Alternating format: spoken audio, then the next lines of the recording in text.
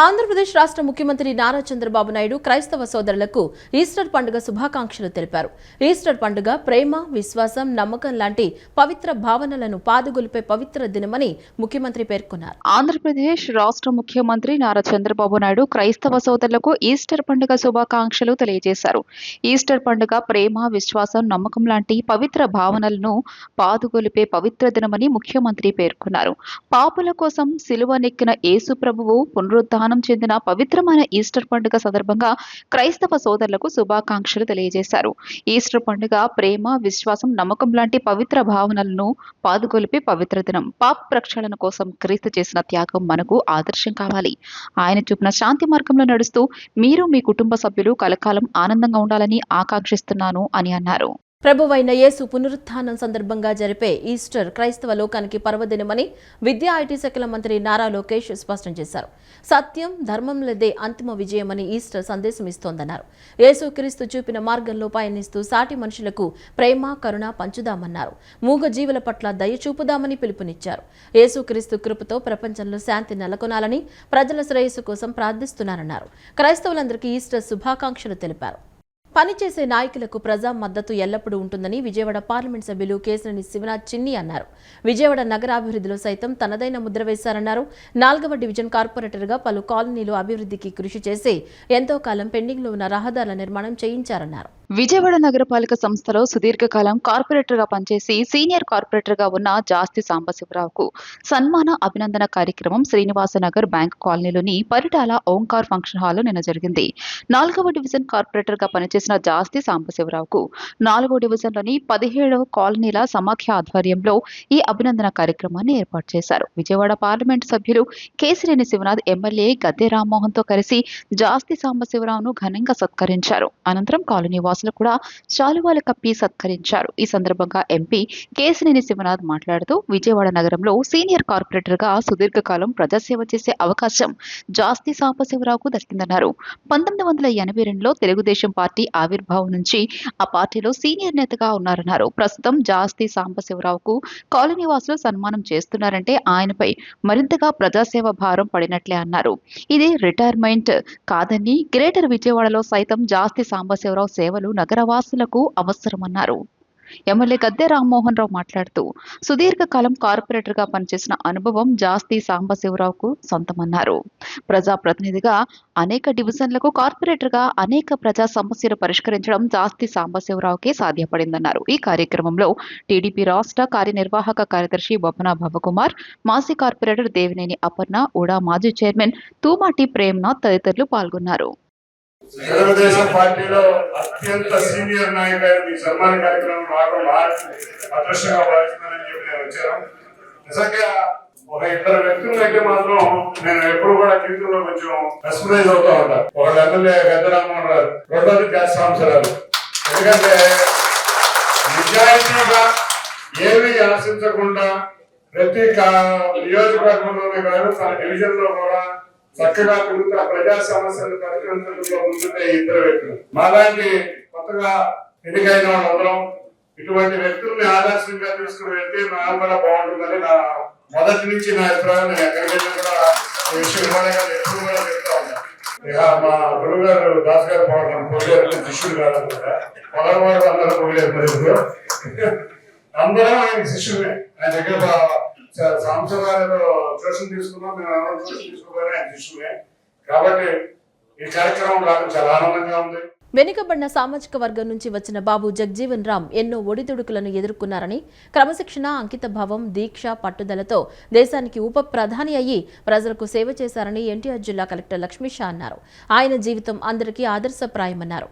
ఆయన ఆదర్శాలను స్ఫూర్తిగా తీసుకుని ముందుకు వెళతామన్నారు. విజయవాడ రాంవర్పాడు రింగ్ వద్ద ఉన్న బాబు జగజ్జీవన్ రామ్ విగ్రహం వద్ద జయంతి కార్యక్రమాన్ని నిర్వహించారు. ఎన్టీఆర్ జిల్లా కలెక్టర్ లక్ష్మీ షా, ప్రభుత్వ విప్, గన్నవరం నియోజకవర్గం ఎమ్మెల్యే యార్లగడ్డ వెంకట్రావు కార్యక్రమానికి విచ్చేసి జగజ్జీవన్ రామ్ విగ్రహానికి పూలమాల వేసి నివాళులు అర్పించారు. ఈ సందర్భంగా కలెక్టర్ మాట్లాడుతూ బాబు జగజ్జీవన్ రామ్ జీవితం అందరికీ ఆదర్శప్రాయమని అన్నారు. ఆయన ఆదర్శాలను స్ఫూర్తిగా తీసుకుని ముందుకు వెళ్తామన్నారు. రాష్ట్ర ప్రభుత్వం ఎన్టీఆర్ జిల్లాలో ప్రత్యేకంగా వెనుకబడిన తరగతుల వారందరికీ సామాజిక న్యాయం చేయడం, వారికి ఉన్న పథకాలను 100% అమలయ్యేలా చేస్తామన్నారు. అన్ని రంగాల్లో కూడా వారిని ప్రోత్సహించడం, జిల్లా అభివృద్ధిలో స్వర్ణాంధ్ర వికసిత్ భారత్ లో ముందుకు తీసుకువెళ్లడమే ధ్యేయంగా పనిచేస్తామన్నారు. ఎన్టీఆర్ జిల్లాను అభివృద్ధి పథంలోకి తీసుకువెళ్లేందుకు కృషి చేస్తామన్నారు. ఎమ్మెల్యే యార్లగడ్డ వెంకట్రావు మాట్లాడుతూ రాజకీయాల్లో బాబు జగజ్జీవన్ రామ్ పాత్ర మరువలేనిదని ప్రభుత్వ విప్ గన్నవరం నియోజకవర్గం ఎమ్మెల్యే యార్లగడ్డ వెంకట్రావు అన్నారు. పార్లమెంట్లో ఆయనకు బల నిరూపణ చేసుకునేందుకు అవకాశం ఇవ్వలేదని, లేకపోతే ఆయన దేశానికి ప్రధాని అయి ఉండేవారని అన్నారు. ఉప ప్రధానిగా దేశానికి ఎంతో సేవ చేశారని గుర్తు చేశారు. ఈరోజు బాబు జగజ్జీవన్ గారి జయంతి రోజున ఆయన స్టాచ్యూకి నివాళులు అర్పించడము, ఆయన ఆశయాల ఆదర్శాలు అయితే ఉన్నాయో ఆయన ఒక వెనుకబడిన కమ్యూనిటీకి వచ్చి దేశ ఉప ప్రధానమంత్రి వరకు ఎదిగారంటే ఆయన దాని వెనక ఉన్న కష్టం, ఆయన ఎదుర్కొన్న సామాజిక అలాగే రాజకీయ ఇబ్బందులు అయితే ఉన్నాయో అవన్నీ అధిగమించి ముందుకు ఎదిగారు. అది ప్రతి ఒక్కరికి ఆదర్శము. ఆయన ఆదర్శాన్ని ముందుకు తీసుకెళ్తూ రాష్ట్ర ప్రభుత్వం అలాగే మన ఎన్టీఆర్ జిల్లాలో కూడా ప్రతి ఒక్క వెనుకబడిన ఒక తరగతుల్లో వాళ్ళకి ప్రతి ఒక్కరికి సామాజిక న్యాయం చేయడము, ప్రతి ఒక్కరికి వాళ్ళకున్న స్కీమ్స్ అమలులో 100% వరకు రీచ్ అయ్యేలా చేయడం, అలాగే ఎడ్యుకేషన్లో, అలాగే హెల్త్లో, అలాగే పొలిటికల్ రిప్రజెంటేషన్స్లో కూడా ప్రతి ఒక్కరిని మోటివేట్ చేయడము అండ్ మన జిల్లాని ఈ డెవలప్మెంట్లో అలాగే స్వర్ణాంధ్ర సాధనలో అలాగే వికసిత్ భారత్లో ముందుకు తీసుకెళ్లడం ధ్యేయంగా ఈ రోజున స్ఫూర్తిగా ముందుకు తీసుకెళ్తాము. బాబు జగజ్జీవన్ రామ్ పాత్ర రాజకీయాల్లో మరువలేంది. ఆయన ఉప ప్రధానిగా ఆగిపోయాడు, కానీ ఆ రోజున స్పీకర్ కనుక అవకాశం ఇచ్చుంటే 220 మంది పైబడి నాకు మద్దతు ఉంది, నాకు అవకాశం ఉండని అడిగినా ఆ రోజు బుల్డోజ్ చేశారు, కానీ లేకపోతే ఈ దేశానికి ప్రధానమంత్రిగా సేవలు అందించే అవకాశం వచ్చిన నాయకుడు. అన్ఫార్చునేట్ థింగ్ ఏంటంటే ఆయనకి బల నిరూపణకు అవకాశం ఇవ్వకుండా ఆ రోజున రాజకీయాలు ఎప్పుడు ఎలా ఉంటాయి అనేది మనం చెప్పలేని పరిస్థితి. ఆ రోజున బుల్డోజ్ చేయటం వల్లే భారత ప్రధాని పదవిని బాబు జగజ్జీవన్ రామ్ చేపట్టలేకపోవడం అనేది చరిత్ర చెప్పే చారిత్రాత్మక. అయినా ఉప ప్రధానిగా ఈ దేశానికి సేవలు అందించి అలాగే ఆయన డాక్టర్ కూడా స్పీకర్గా పనిచేసి బీహార్ నుంచి వచ్చి ఆ స్థాయికి వెనకబడిన జిల్లాల నుంచి వచ్చి వెనకబడి తరగతుల నుంచి వచ్చి ఉప ప్రధానిగా చేయటం ఆ అదృష్టం ఆయనకే దక్కింది. బట్ ఆ రోజున ప్రధాని అయి ఉంటే బాగుండేదేమో, కానీ చరిత్రను మనం మార్చలేం కాబట్టి చరిత్రలో అన్యాయం జరిగిన వాళ్ళలో బాబు జగజ్జీవన్ రామ్ కూడా ఒకళ్ళని చెప్పక తప్పని పరిస్థితి. అలాగే ఆయన జయంతి సందర్భంగా మహానుభావుడికి నివాళులు అర్పిస్తూ ఈ కార్యక్రమం ఏర్పాటు చేసిన జిల్లా కలెక్టర్ గారికి ధన్యవాదాలు తెలియజేస్తాను. యేసుక్రీస్తు ప్రభువు పునరుత్థానం చేసిన మహోన్నతమైన రోజు ఈస్టర్ పండుగగా క్రైస్తవులందరూ ఎంతో సంతోషంగా జరుపుకుంటారని పెజ్జోనిపేట మరియమాత మోక్షారోపణ దేవాలయం విచారణ గురువులు గువ్వల బాలరాజు తెలిపారు.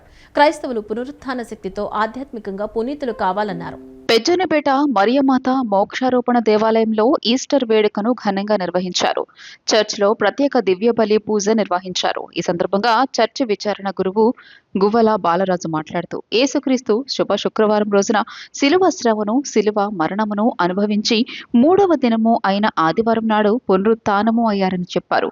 ఆయన తన రక్తములతో పాపాలను కడిగి క్షమాగుణాన్ని అందించారన్నారు. క్రీస్తు ప్రభువు పట్ల విశ్వాసం కలిగిన వారికి ఆయన అనుగ్రహం ఎల్లవేళలా ఉంటుందన్నారు. ప్రభువు చూపిన మార్గంలో శాంతి, సహనం, పరస్పర సహకార గుణాలతో అన్ని వర్గాలు జీవించాలని సూచించారు. క్రైస్తవులు పునరుత్థాన శక్తితో ఆధ్యాత్మికంగా పునీతులు కావాలన్నారు. ఈ వేడుకల్లో స్థానిక క్రైస్తవులు పెద్ద ఎత్తున పాల్గొని ప్రత్యేక ప్రార్థనలు చేశారు. రాష్ట్రంలో రైతుల పరిస్థితి అత్యంత దయనీయంగా ఉందని వైఎస్ఆర్సీపీ ఎన్టీఆర్ జిల్లా అధ్యక్షుడు దేవినేని అవినాష్ తెలిపారు. చంద్రబాబు ప్రభుత్వ పాలన అన్నదాతలు తీవ్ర దోపిడీకి గురవుతున్నారని, రైతులను ఆదుకోకుంటే కలెక్టరేట్ను ముట్టడిస్తామని హెచ్చరించారు. నగరంలోని సింగ్ నగర్ ఆంధ్రప్రభ కాలనీలోని జనహిత సదనంలో ఎన్టీఆర్ జిల్లా అధ్యక్షుడు దేవినేని అవినాష్, మాజీ మంత్రి వెల్లంపల్లి శ్రీనివాస్, మాజీ ఎమ్మెల్యే మల్లాది విష్ణు కలిసి విలేకరుల సమావేశాన్ని నిర్వహించారు. దేవినేని అవినాష్, వెల్లంపల్లి శ్రీనివాస్, మల్లాది విష్ణు మీడియాతో మాట్లాడుతూ రాష్ట్రంలో రైతుల పరిస్థితి అత్యంత దయనీయంగా ఉందన్నారు.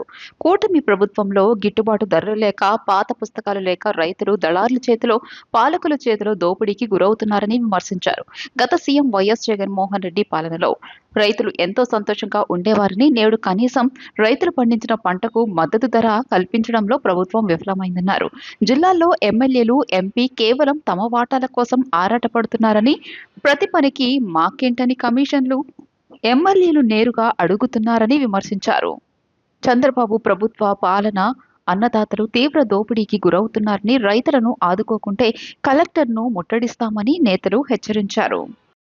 ఈరోజు ఎన్టీఆర్ జిల్లాలో రైతులు కానివ్వండి, వాళ్ళకు జరుగుతున్న అన్యాయం. గత 5 సంవత్సరాలు మా నాయకుడు జగన్మోహన్ రెడ్డి గారు ఒక నాయకత్వంలో ఈ రాష్ట్రంలో ఒక్కళ్ళంటే ఒక్క రైతు గారు బాధపడాల. వాళ్ళకి కావాల్సిన అన్ని సదుపాయాలు కానివ్వండి, ఇన్సూరెన్స్ కానివ్వండి, ఆర్బీకే సెంటర్లు కానివ్వండి, రైతాంగాన్ని అన్ని విధాలుగా ముందుకు తీసుకెళ్లి ఆదుకున్న నాయకుడు ఎవరైనా ఉన్నారంటే అది మా నాయకుడు వైఎస్ జగన్మోహన్ రెడ్డి గారు. కానీ ఈ కూటమి ప్రభుత్వం అధికారంలోకి వచ్చిన ఈ 2 సంవత్సరాల్లో మరీ ముఖ్యంగా ఎన్టీఆర్ జిల్లాలో కనుక చూసుకుంటే ఈరోజు రైతులందరూ గారు ఇబ్బంది పడారు. ఎప్పుడన్నా జగ్గేపేట కానివ్వండి, లేకపోతే ఒక రూరల్ ప్రాంతంలో తిరుగుతున్నప్పుడు ప్రతి రైతు గారు ఒకటే చెప్తున్నారు, 5 సంవత్సరాలు జగన్మోహన్ రెడ్డి గారు ఒక ప్రభుత్వంలో మేము ఎంతో సుఖంగా ఉన్నాం. కానీ ఈ కూటమి ప్రభుత్వం వచ్చిన తర్వాత పార్టీల పరంగా, కులాల పరంగా, మతాల పరంగా మమ్మల్ని విడదీసి మాకు కావాల్సిన పనులు కానివ్వండి, మాకు రావాల్సిన పనులు గారా రానివ్వకుండా, మాకైనా పంట నష్టం జరిగితే గతంలో ఇన్సూరెన్స్ ఉండేది, ఈరోజు మాకు ఇన్సూరెన్స్ గారు ఇవ్వని పరిస్థితిలో ఈ ప్రభుత్వం ఉండి మళ్ళీ మేము బాగుండాలి అంటే మళ్ళీ జగన్మోహన్ రెడ్డి గారే రావాలి అని చెప్పని ఈరోజు ప్రతి రైతాంగం గారు ఆలోచించే విధంగా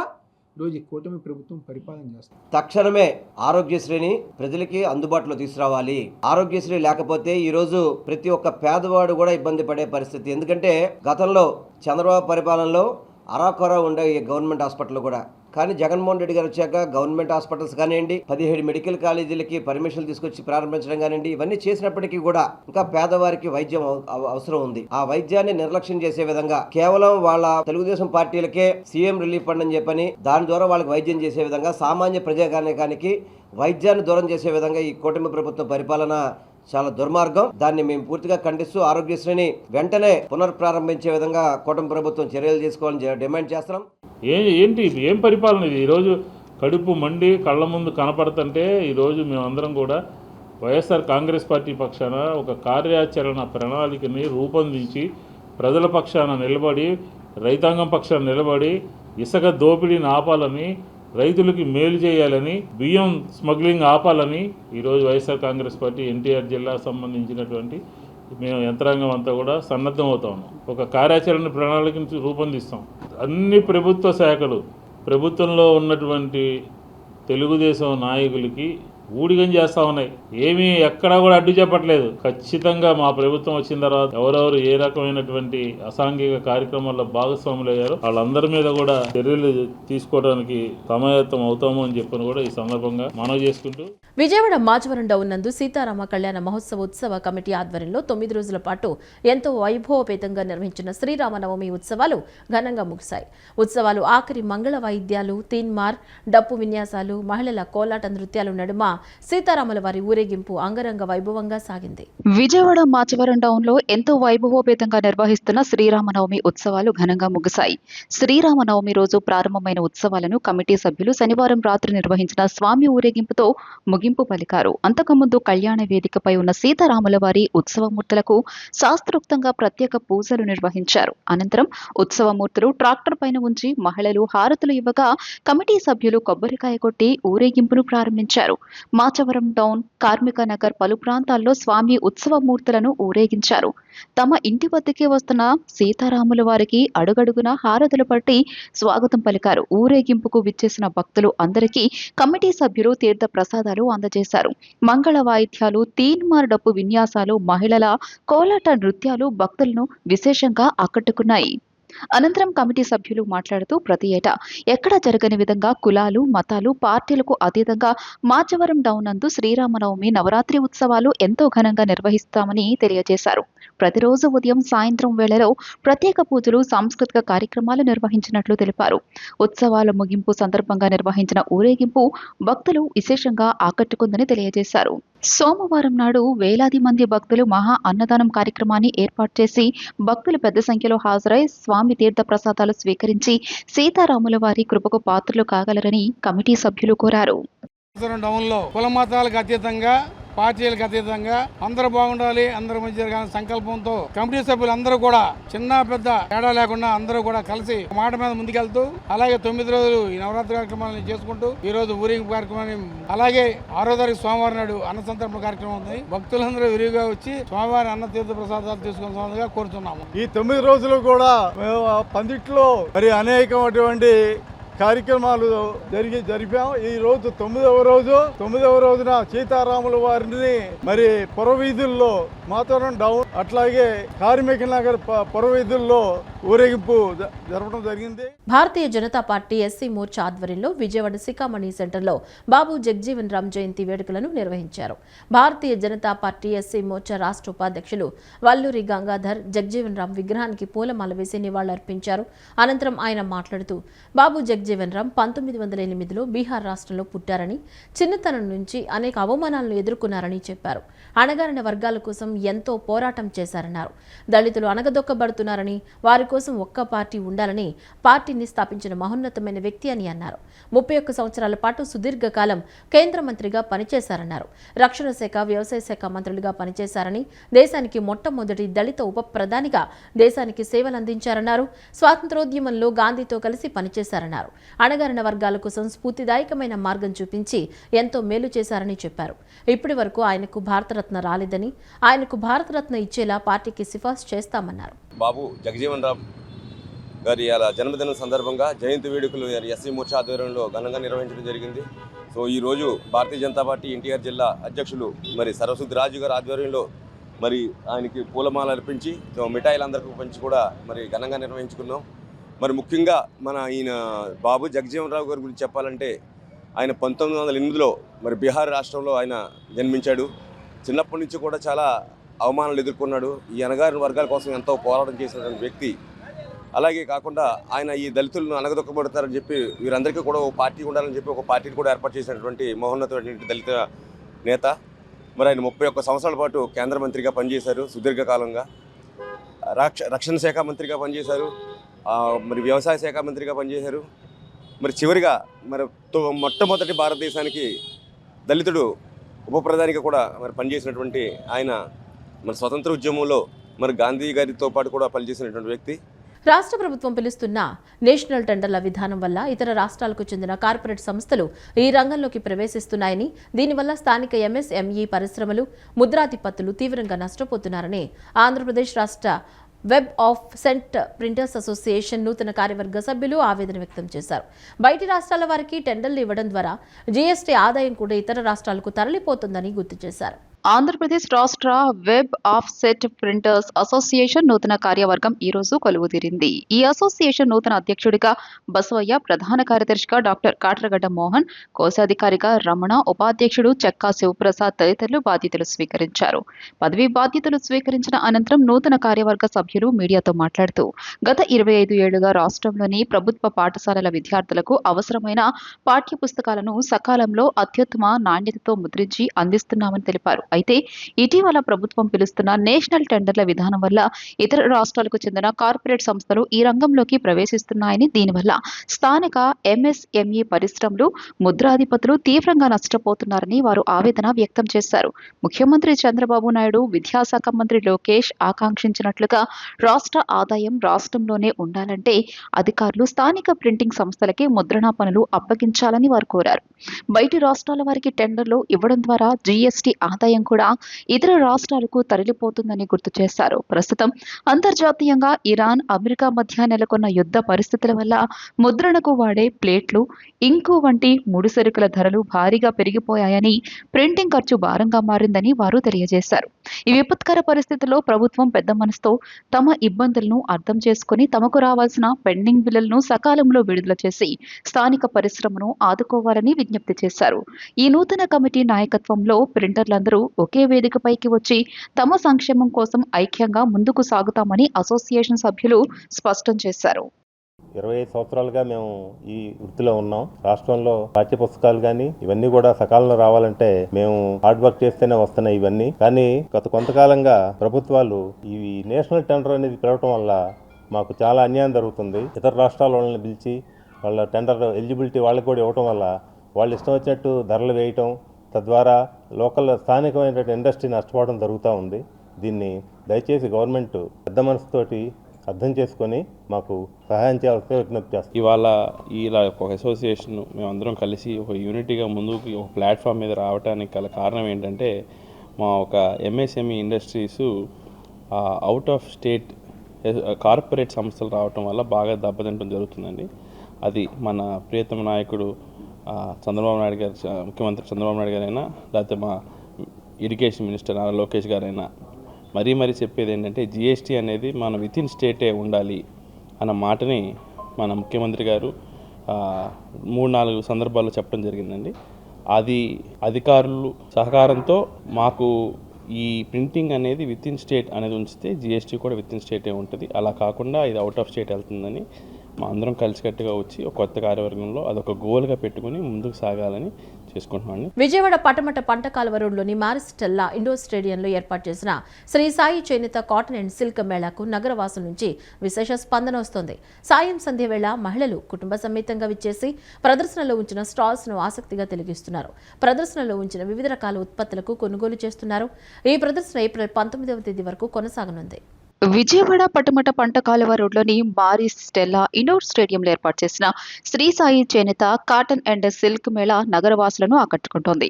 ఈ మేళాలో రాష్ట్రంలోని వివిధ ప్రాంతాల నుంచి వచ్చిన చేనేత హస్తకళాకారులు తమ ఉత్పత్తులను స్టాల్స్ లో ప్రదర్శించారు. ప్రదర్శనలో చేనేత వస్త్రాలు, కళంకారి, పోచంపల్లి, గద్వాల్ చీరలు, వెంకటగిరి పట్టు చీరలు, చీరాల చీరలు, dress materials, Mangalagiri saris and materials, Warangal towels, khadi, shootings and shirtings అనేకం ఇక్కడ అందుబాటులో ఉన్నాయి. తెలుగు రాష్ట్రాలతో పాటు ఇతర రాష్ట్రాల వాళ్ళు ప్రదర్శనలో స్టాల్స్ ఏర్పాటు చేశారు. కోల్కతా జాంధాని చీరలు, థ్రెడ్ వర్క్ చీరలు, ఉత్తరప్రదేశ్ నుంచి మీరట్ బెడ్షీట్లు, కాశ్మీర్, బగల్పూర్ చీరలు అనేకం ఇక్కడ ఉన్నాయి. మహిళలు తమ వద్ద ఉన్న పాత పట్టు చీరలు మేళలో ఎక్స్చేంజ్ చేసి కొత్తవి పొందవచ్చు. చీరలు వద్దనుకుంటే పట్టుకు వెలకట్టి డబ్బులు పొందవచ్చు. సహజ సిద్ధ ఆయుర్వేద ఉత్పత్తుల స్టాల్ కూడా ప్రదర్శనలో ఉంచారు. ప్రజలు, మహిళలు ఈ స్టాల్ ను ఆసక్తిగా తిలకిస్తున్నారు. ఆయుర్వేద ఉత్పత్తులను కొనుగోలు చేస్తున్నారు. వీటితో పాటు మహిళలు అలంకరణ వస్తువులు, 1 గ్రామ్ జ్యువెలరీ ఆభరణాలు కూడా ప్రదర్శనలో ఉన్నాయి. ఈ ప్రదర్శన ఏప్రిల్ 19వ తేదీ వరకు కొనసాగుతోంది. ఉదయం 10 గంటల నుంచి రాత్రి 10 గంటల వరకు ప్రదర్శన ఉంటుంది. ఎన్టీఆర్ సర్కిల్ పక్కనే ఉన్న పంటకాలువ రోడ్లో మేరీ స్టెల్లా ఇండోర్ స్టేడియం నందు శ్రీ సాయి చేనేత కాటన్ అండ్ సిల్క్ మేళా ప్రారంభించడం జరిగిందండి. ఇది ప్రారంభం ఈ నెల అంటే ఏప్రిల్ 1వ తేదీ నుంచి ఏప్రిల్ 19వ తేదీ వరకు ఇది కొనసాగుతుందండి. ఈ మేళాలో ఈ ప్రదర్శనలో భాగంగా చేనేత వస్త్రాలు, కలంకారీ, నారాయణపేట, పోచంపల్లి, గద్వాల్ శారీసు, అలాగే వెంకటగిరి పట్టు చీరలు, అలాగే Chirala saris and dress materials, అలాగే మంగళగిరి శారీస్ అండ్ మెటీరియల్స్, ఇలా అనేక రకాల చేనేత వస్త్రాలు, Warangal towels, khadi suiting, shirting, towels, ఇలా అనేక రకాల చేనేత వస్త్రాలు ఇక్కడ అందుబాటులో ఉన్నాయండి. మన తెలుగు రాష్ట్రాలతో పాటు నార్త్ నుంచి, యూపీ నుంచి కలకత్తా జాందాని శారీస్, కలకత్తా నుంచి, యూపీ నుంచి మీరట్ బెడ్షీట్లు, అలాగే కలకత్తా ట్రేడ్ వర్క్ శారీస్, ఇలా అనేక రకాలైన కాశ్మీర్ శారీస్, బాగల్పూరి శారీస్, బీహార్ నుంచి బాగల్పూరి శారీస్, ఇలా అనేక రకాలైన చేనేత వస్త్రాలు ఇక్కడ మనం అందుబాటులో ఉంచామండి. The brilliants English medium high school వార్షికోత్సవం లయోలా కళాశాలలోని ఫాదర్ దేవయ్య ఆడిటోరియంలో జరిగింది. ఈ కార్యక్రమానికి national memory champion psychologist JSP Raj ముఖ్య అతిథిగా విచ్చేశారు. స్కూల్ డైరెక్టర్ లలిత్ కుమార్తో కలిసి జ్యోతి ప్రజ్వలన చేసి వార్షికోత్సవాన్ని ప్రారంభించారు. ఈ సందర్భంగా ఆయన మాట్లాడుతూ విద్యార్థులు ఏదైనా కొత్తగా, భిన్నంగా ఆలోచించాలన్నారు. విద్యార్థులు మాట్లాడడం అలవర్చుకోవాలని, ఏదైనా అడిగినప్పుడు అది చేయడానికి ప్రయత్నించాలన్నారు.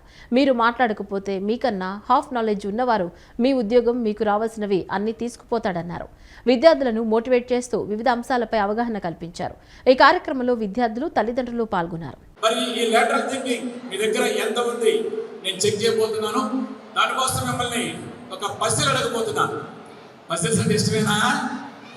చాలా మందికి ఇష్టం కదా. మీకు ఇష్టమేనా? రైట్. మరో పజిల్ అడుగుతాను. ఆ పజిల్కి మీరు ఆన్సర్ చెప్పాలి. చెప్తారా? రైట్. ఇది కొంచెం కొత్తగా అనిపిస్తుంది, కానీ ఆలోచించి ఆన్సర్ చెప్పండి. మీకు ఎవరికైనా ఆన్సర్ తెలుసు అనిపిస్తే please rise your hand, don't shout. Hand raise చేయండి, ఆన్సర్ వచ్చి చెప్పండి. ఓకే, మరి క్వశ్చన్ అడగనా, క్వశ్చన్ అడగమంటారా? రైట్, చూడండి. Bunny Cherry both are twins. They born in January but they celebrate their birthday in the March month. What is the reason behind that? Bunny Cherry కవల పిల్లలు, వాళ్ళు జనవరిలో పుట్టారు, కానీ వాళ్ళ బర్త్డే ఎప్పుడు సెలబ్రేట్ చేసుకుంటున్నారు? మార్చిలో. మరి దానికి ఎందుకని? దానికి ఏమైనా కారణం ఉండొచ్చా? ఉంటే కారణం ఏంటి? ప్రతి ఒక్కరూ వ్యక్తిత్వ వికాసం, జీవన సాంకేతిక నైపుణ్యాలను పెంపొందించుకుంటే జీవితంలో ఉన్నత శిఖరాలను అధిరోహిస్తామని ఐఏఎస్ ట్రైనర్, సామాజికవేత్త, ప్రముఖ వ్యక్తిత్వ వికాస నిపుణులు, రచయిత, career guidance coach Akella Raghavendra అన్నారు. సమాజం, కుటుంబం, పాఠశాల ఆ 3 విద్యార్థుల భవితను నిర్దేశిస్తాయన్నారు. ప్రతి వ్యక్తి జీవితానికి నిజమైన హీరో తండ్రి, అసలైన స్ఫూర్తిదాత తల్లి. అలాంటి వారికి గుండెకోత మిగిల్చకూడదని సూచించారు. నగరంలోని సత్యనారాయణపురంలోని ఘంటసాల వెంకటేశ్వరరావు ప్రభుత్వ సంగీత కళాశాలలో జరిగిన నెల్లూరు రవీంద్ర భారతి స్కూలు వార్షికోత్సవ వేడుకలు ఘనంగా నిర్వహించారు. ప్రిన్సిపల్ ఎడవల్లి రాధిక అధ్యక్షతన ఈ కార్యక్రమానికి సెంట్రల్ నియోజకవర్గ MLA Bonda Umamaheswararao, IAS trainer, సామాజికవేత్త, ప్రముఖ వ్యక్తిత్వ వికాస నిపుణులు, రచయిత, career guidance coach Akella Raghavendra, corporator Sarvanimurthy, TDP 33వ division president Garapati Vijay Kumar, SRSV BEd కళాశాల ప్రిన్సిపల్ డాక్టర్ ఆకెళ్ల సూర్య కనకదుర్గ తదితరులు హాజరయ్యారు. ఈ విద్యా సంవత్సరం విశేష ప్రతిభ కనపరిచిన విద్యార్థులు పథకాలు, ప్రశంసా పత్రాలను అందజేశారు. అనంతరం ముఖ్య అతిథులు మాట్లాడుతూ విద్యార్థులు ముందుగానే లక్ష్యాలను నిర్దేశించుకోవాలని, భయాన్ని వీడి ఆత్మవిశ్వాసంతో ముందుకు సాగాలన్నారు. మన సంతకం ఆటోగ్రాఫ్ కావాలని, మనం మరణించాక కూడా మన తాలూకు భావాలు, ఆదర్శాలు తర్వాత తరాలకు దీపస్తంభాలుగా వెలగాలన్నారు. ప్రతి ఒక్కరిలోనూ అనంతమైన శక్తి దాగి ఉంటుందని, దాన్ని వెలికి తీయాలన్నారు. ఒక నీటి బిందువు కాలిన పెనం మీద పడితే ఆవిరైపోతుంది.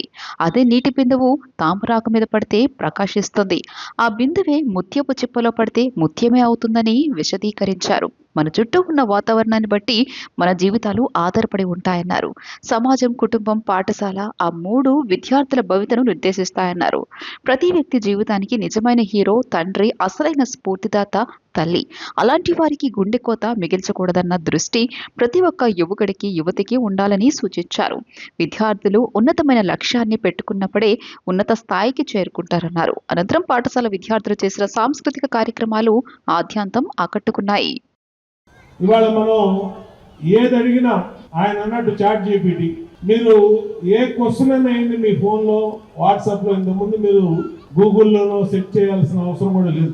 ఏఐలో అడగండి, వాట్సాప్లో ఒక సెకండ్లో ఇన్ఫర్మేషన్ వస్తుంది. ఇలాంటి టెక్నాలజీ యుగంలో ఆ టెక్నాలజీని అందిపుచ్చుకొని అవకాశాలు కూడా మారిపోతూ ఉన్నాయి. ఒకప్పుడు రాయటం ఎంత ఇంపార్టెంటో, ఒకప్పుడు దాన్ని గుర్తు పెట్టుకొని పరీక్షల్లో మనం రాయటం ఎంత ఇంపార్టెంటో ఇవాళ టెక్నాలజీ వల్ల అన్ని కూడా సులువైపోయినాయి. ఇలాంటి సమయంలో ఈ జనరేషన్, వచ్చే జనరేషన్ పిల్లలకి మోడర్న్ స్కూల్స్ కావాలి, మోడర్న్ స్కిల్స్ నేర్పే స్కూల్స్ కావాలి. ఇలాంటి నెల్లూరు రవీంద్ర భారతి ఇలాంటి స్కూల్స్ అన్ని కూడా ఈ టెక్నాలజీని అనుసంధానం చేసుకుని Nellore Ravindra Bharathi educational group, photon academy ఎడ్యుకేషన్లో అటు యాన్షియంట్ వాల్యూస్ని, ఇటు మోడర్న్ టెక్నాలజీని, మోడర్న్ సిస్టమ్స్లో ఉన్న వాటిని పిల్లలకి అందించడం అనే ఒక హోలిస్టిక్ అప్రోచ్ ఉన్న బహుశా అతి అరుదైన స్కూళ్ళల్లో ఇది ఒకటి. దాదాపు 25 ఏళ్లుగా ఐఏఎస్ ఆస్పిరెంట్స్కి ట్రైనింగ్ ఇస్తున్న వ్యక్తిగా ఎడ్యుకేషన్ పట్ల నాకున్న అవగాహనతో చెప్తున్నమాట.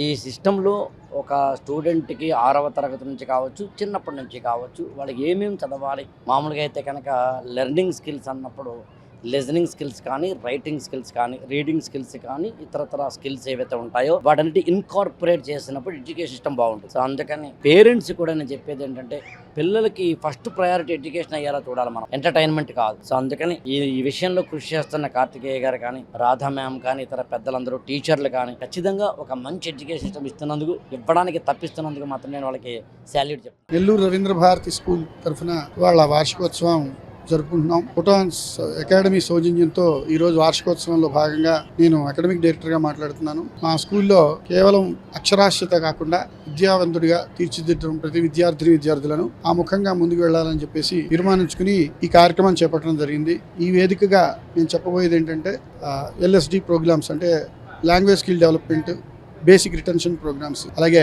IAS IPS లాంటి బ్యూరోక్రాట్స్ లాగా ఆ స్థాయికి వెళ్లేలాగా మా స్కూల్లో చదువుతున్న ప్రతి విద్యార్థులను తయారు చేసే దిశగా మేము ముందుకు అడుగులు వేయబోతున్నామని తెలియజేసుకుంటున్నాను. Thank you. ఈ వార్తలు ఇంతటితో సమాప్తం. నమస్కారం.